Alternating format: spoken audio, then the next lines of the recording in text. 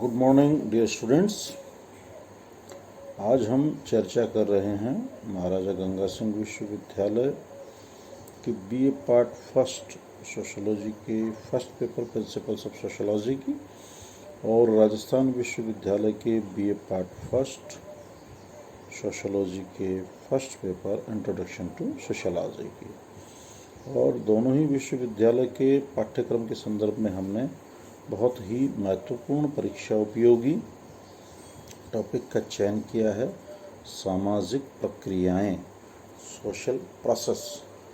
और सामाजिक प्रक्रियाओं के संदर्भ में मेरी आपसे ये 16वीं मुलाकात है और आज के इस वीडियो में हम ये जानने का प्रयास करेंगे कि जो सामाजिक प्रक्रियाओं का असहयोगात्मक पक्ष है, उसकी में जो संघर्ष के बारे में अपनी जो परिचर्चा चल रही है, उस संघर्ष के क्या कारण है, कॉजेस ऑफ कॉन्फ्लिक्ट, कि समाज में संघर्ष क्यों उत्पन्न होता है, क्यों पैदा होता है। ग्लीन ने बताया कि जब लोग एक दूसरे के संपर्क में आते हैं और उनमें संचार होता है तो निम्नलिखित कारणों की वजह से संघर्ष होता है। पहला कारण तो है व्यक्तिगत भिन्नताएं, दूसरा है सांस्कृतिक भिन्नताएं और तीसरा है परस्पर विरोधी स्वार्थ या स्वार्थों का टकराव और चौथा और अंतिम है सामाजिक परिवर्तन, सोशल चेंज। पहला, व्यक्तिगत भिन्नताएं, इंडिविजुअल डिफरेंसेस। व्यक्ति में शारीरिक गठन, बौद्धिक क्षमता, आदतों, अभिवृत्तियों, मूल्यों, दृष्टिकोणों, स्वभाव आदि के आधार पर अनेक अंतर पाए जाते हैं। किसी में क्रोध अधिक पाया जाता है, किसी में सहनशीलता।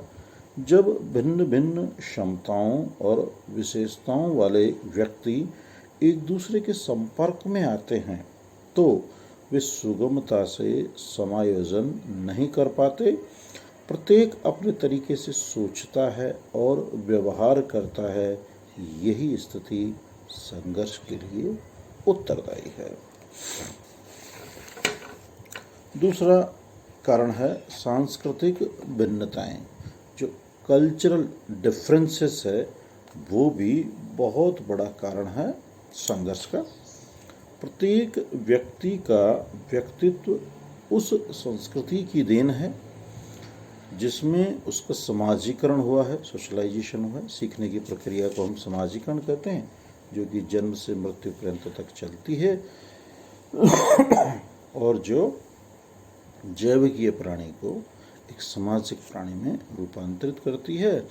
और समाजीकरण से ही जो व्यक्ति है, सामाजिक इकाई है, वो समाज की रचनात्मक प्रकार्यात्मक इकाई बनता है। ये हमने सोशियोलॉजी में समाजीकरण के चैप्टर में समझा है, जिससे उसका समाजीकरण होता है, जिसमें उसका पालन पोषण होता है। अन्य शब्दों में व्यक्ति के विचारों, मूल्यों, दृष्टिकोणों तथा अभिवृत्तियों पर उसके समूह की संस्कृति का काफ़ी प्रभाव होता है। जब दो भिन्न संस्कृतियों वाले लोग एक दूसरे के संपर्क में आते हैं तो सांस्कृतिक भिन्नता उनके सहयोगी संबंधों के मार्ग में कई बार बाधक बन जाती है और संघर्ष की स्थिति उत्पन्न हो जाती है। तीसरा है परस्पर विरोधी स्वार्थ या स्वार्थों का टकराव। जो क्लासेस है इंटरेस्ट के, वो भी संघर्ष को उत्पन्न करते हैं। व्यक्ति और समूह के स्वार्थ एक दूसरे से भिन्न हो सकते हैं। स्वार्थों की भिन्नता या परस्पर विरोधी स्वार्थ अक्सर संघर्ष का प्रमुख कारण होता है। विभिन्न नेताओं और राजनीतिक दलों में स्वार्थों के टकराने से संघर्ष होते हैं। इसी कारण समय समय पर संघर्ष होते हैं। मिल मालिक स्वयं अधिक मुनाफा कमाना चाहता है और श्रमिक को कम वेतन देना चाहता है। मजदूर अधिक वेतन और सुविधाएं चाहते हैं, जो कि मिल मालिक अपने हितों को ध्यान में रखकर नहीं देना चाहते। परिणाम स्वरूप उद्योगपतियों, मिल मालिकों और पूंजीपतियों का श्रमिक वर्ग के साथ संघर्ष होता है, जो कि हड़ताल, तालाबंदी, घेराव, तोड़फोड़ आदि के रूप में व्यक्त होता है। और चौथा है सामाजिक परिवर्तन, सोशल चेंज। जब किसी समाज में तेजी से परिवर्तन आते हैं तो संबंधों की पुरानी व्यवस्था अस्त व्यस्त हो जाती है और समाज पृथक पृथक समूहों में बंट जाता है। इनमें से प्रत्येक समूह अपने अपने विशेष सामाजिक मूल्यों और आदर्शों को महत्व देते हैं। यह भिन्नता एवं पृथकता संघर्ष के लिए उत्तरदायी है। उपर्युक्त कारकों के अलावा जो हमारी संकीर्ण निष्ठाएं हैं वो भी संघर्ष का एक प्रमुख कारण है। जहां राष्ट्रवाद अपने उग्र रूप में पाया जाता है, उग्र राष्ट्रवाद की बात कर रहे हैं, वहाँ विभिन्न राष्ट्रों के बीच संघर्ष होता है। संकीर्ण निष्ठाओं के कारण ही जातिवाद, भाई भतीजावाद, नेपोटिज्म, दलगत राजनीति, क्षुद्र स्वार्थ पनपते हैं, जो विभिन्न प्रकार के संघर्षों के लिए उत्तरदायी हैं। साधनों की सीमितता भी संघर्ष का एक अन्य प्रमुख कारण है। जाति केंद्रीयता भी संघर्ष का मुख्य कारण है। अपनी जाति, प्रजाति, संस्कृति, धर्म, भाषा, मूल्य, रीति रिवाज या जीवन विधि को सर्वश्रेष्ठ मानना ही जातीय केंद्रितता है। इसी के परिणाम स्वरूप अन्य को हीन समझा जाता है और परिणाम स्वरूप संघर्ष होते हैं। संघर्ष के उपयुक्त कारणों के संदर्भ में मानव समाज में संघर्षों की व्यापकता स्पष्ट हो जाती है। संघर्ष के इन कारणों को समझने के बाद यदि हम संघर्ष के समाज में परिणामों को देखें, संघर्ष से निम्न परिणाम हमें देखने को मिलते हैं। रिजल्ट्स ऑफ कॉन्फ्लिक्ट, संघर्ष के परिणाम।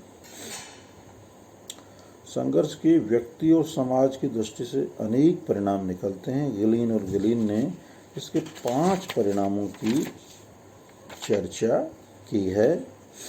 पहला, अंतः समूह में दृढ़ता। ये समनर ने हमें कॉन्सेप्ट दिया। ये अंतः समूह, बाह्य समूह, इन ग्रुप, आउट ग्रुप। हमने समूह के जब चैप्टर का अध्ययन किया, जब आया था, ये आपको ध्यान होगा। अंतः समूह, बाह्य समूह, हम की भावना के आधार पर समूह बनते हैं। अंतः समूह वह समूह जिसका व्यक्ति सदस्य और अपने समूह को श्रेष्ठता के भाव से देखता है और दूसरे समूह के प्रति हीनता का भाव रखता है। जिस समूह के प्रति हीनता का भाव रखता है उसको बाह्य समूह कहते हैं। परिभाषा की दृष्टि से देखें तो अंतर समूह, बाह्य समूह की एक ही परिभाषा है। जिसका सदस्य उसको श्रेष्ठ मानता है, जो बाह्य है दूसरा है उसको हीनता की दृष्टि से देखता है। ठीक यही बात बाह्य समूह के लिए है। बाह्य समूह का सदस्य अपने समूह को श्रेष्ठ मानता है और दूसरे समूह को हीनता की दृष्टि से देखता है। ये समनर का कॉन्सेप्ट है। अंतर समूह, बाह्य समूह, इन ग्रुप, आउट ग्रुप। अंतर समूह की दृढ़ता, solidarity of the in group. जब संघर्ष 2 समूहों के बीच होता है तो प्रत्येक समूह में एकता और दृढ़ता बढ़ जाती है। प्रत्येक समूह अपने सदस्यों के लिए अंतः समूह है और किसी अन्य समूह के सदस्यों के लिए बाह्य समूह है, आउट ग्रुप है। यही बात अभी बताइए आपको।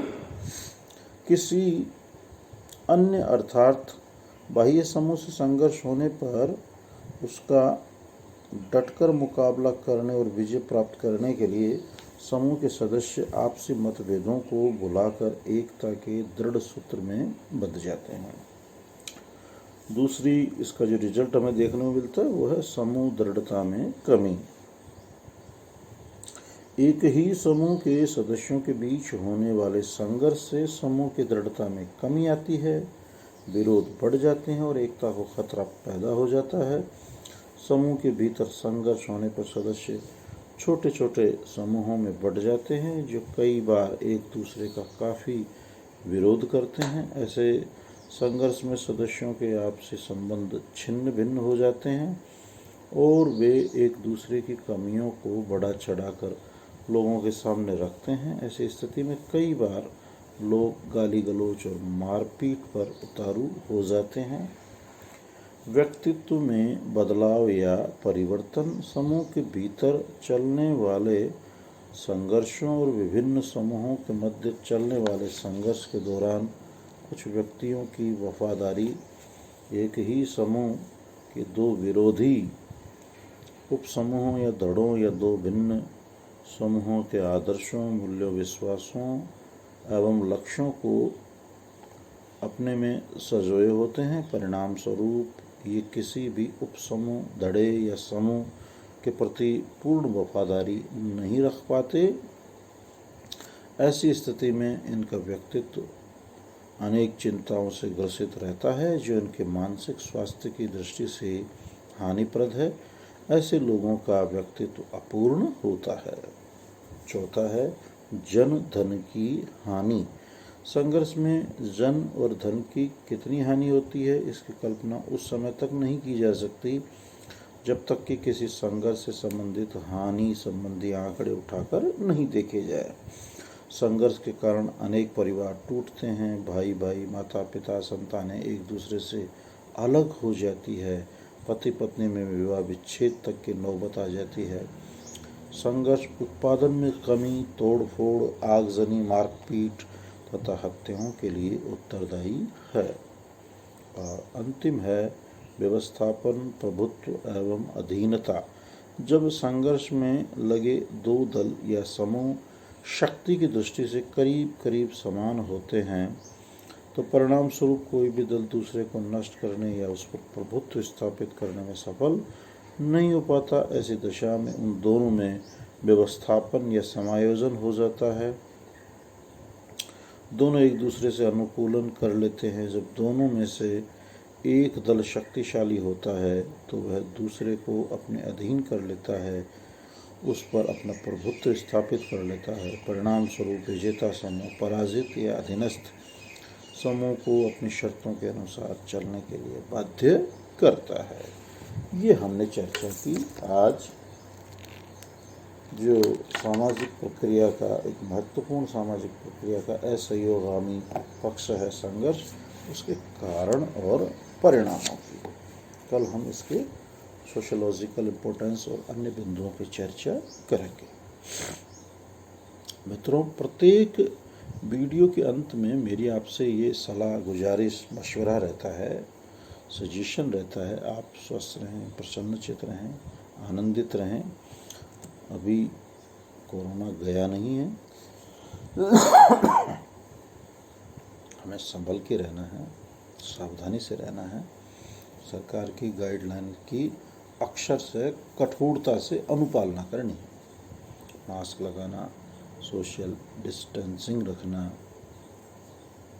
अनावश्यक वस्तुओं को नहीं छूना, बार बार हाथ धोना, वो परिवार में बुजुर्गों, बच्चों का विशेष रूप से ख्याल रखना है।